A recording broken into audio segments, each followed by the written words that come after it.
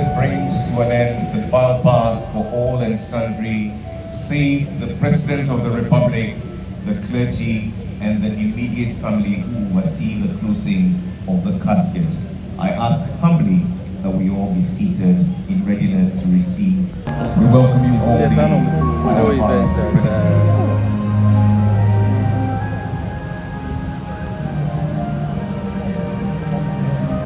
We're nonetheless a very lively and vibrant group of freshmen who, by their plural enthusiasm, turned out to be quite a mouthful for the seniors and even some of the teachers.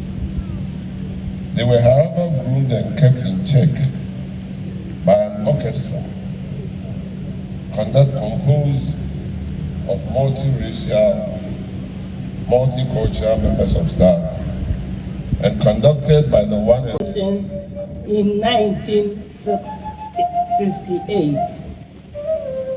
Very vibrant and lively, Ade was well liked and appreciated by his siblings, often becoming the center of attraction where two or more of them gathered.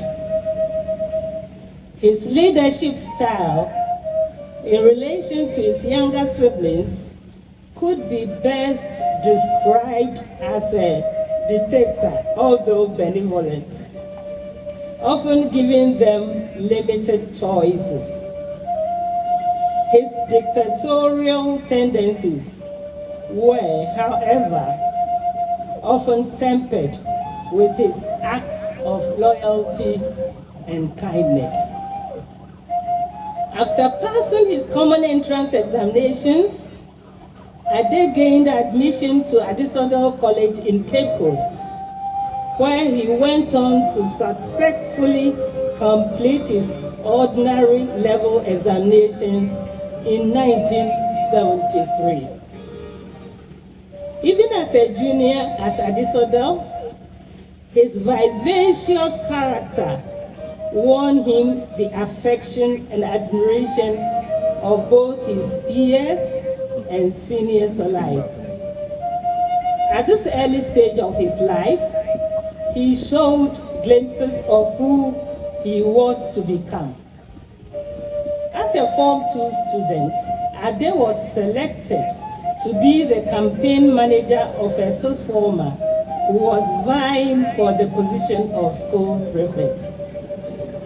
Although his preferred candidate was the least favored choice, Ade almost pulled off a surprise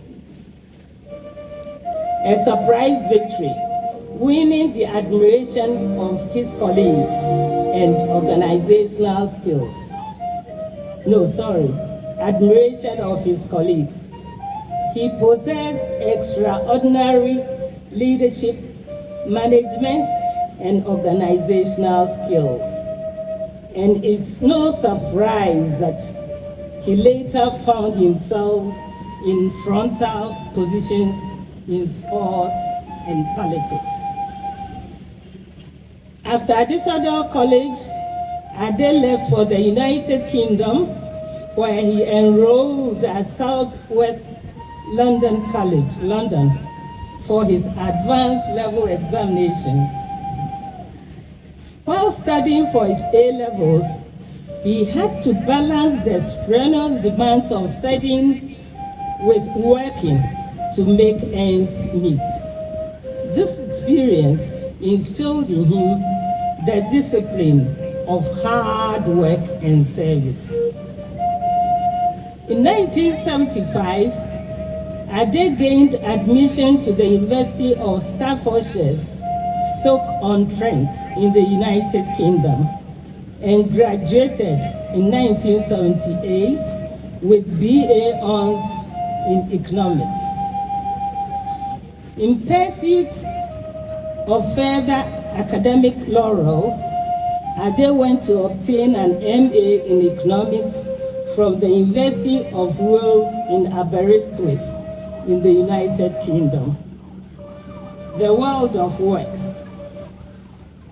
After his studies in the UK, Ade returned to Ghana to settle down, and his first job was at the National Savings and Credit Bank, where he was appointed the bank's economist. As a senior staff member, he was nominated to serve on the bank's interim management committee, then known as IMC, which at the time was the highest decision-making body of the bank.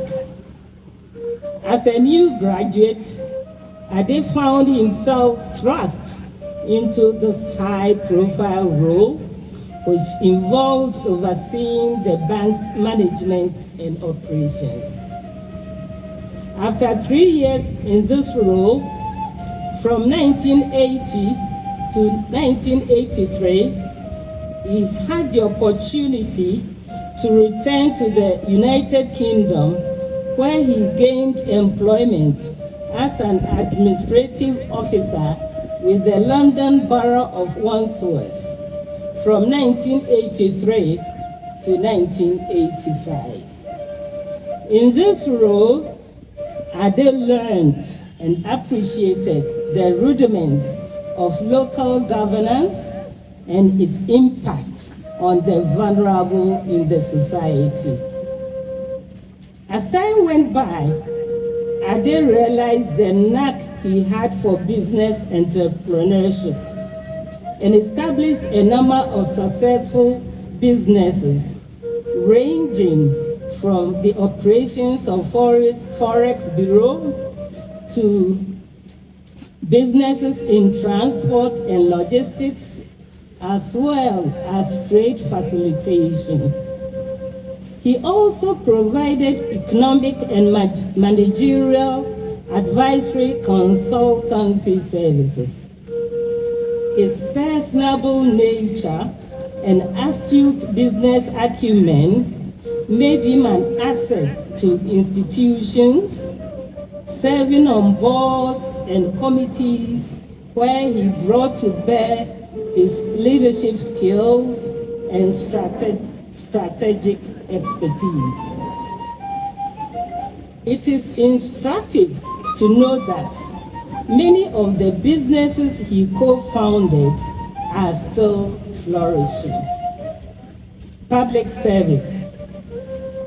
In the public space, Chairman Adekoka could be described as a diligent servant who left an indelible impression wherever he went, be it sports administration, in the political sphere, or diplomatic circles, projecting the image of Ghana whenever and wherever he was called to serve.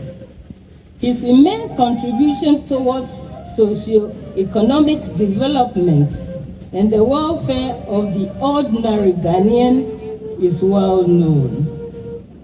A loyal and committed member of the National Democratic Congress, NDC, he was elected in 2009 to serve as chairman of the NDC for the Greater Accra region, and went on to serve 3 consecutive 4-year terms. He was a strong and distinguished leader, full of humility and deep concern for the ordinary man in the street.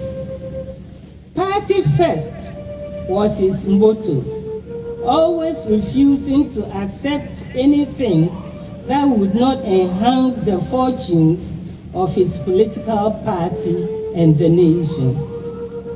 His popular tune would follow him on the grounds during campaign season. Ade Godeo, Ade Godeo. If you want to kill me, make I die. I will never leave you, NDC. He leaves behind a legacy of dedicated service, several electoral campaign successes, and a deepening of the party democratic fortunes in the greater Accra region.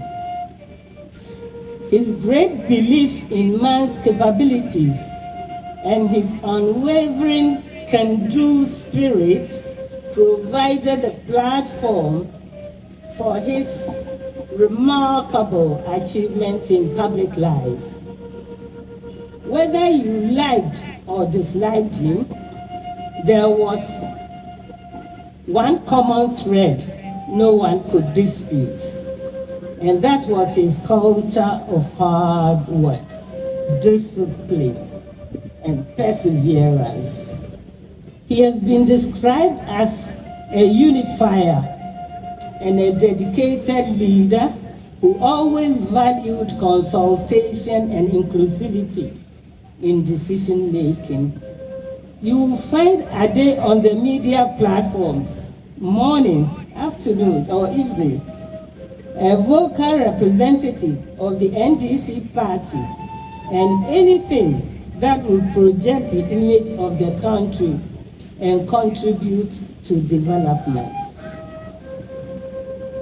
On September 15, 2011, Ade was appointed the Honorary Consul to the Republic of Belarus under the late President John Evans Atta Mills, a role he held with distinction until his passing.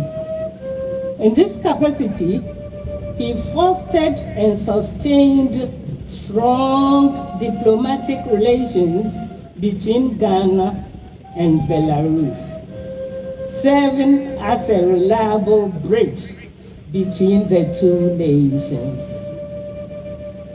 Ade held various positions in public institutions. He was the board chairman of Ghana Export Promotion Council from 2009 to 2012.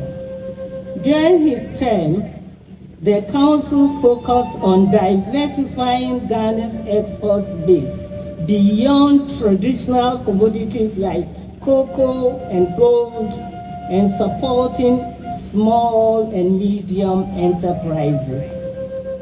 From 2013 to 2016, he chaired the board of Gihok Distilleries Company Limited, during which he continued the strategic renovation and retooling of the company.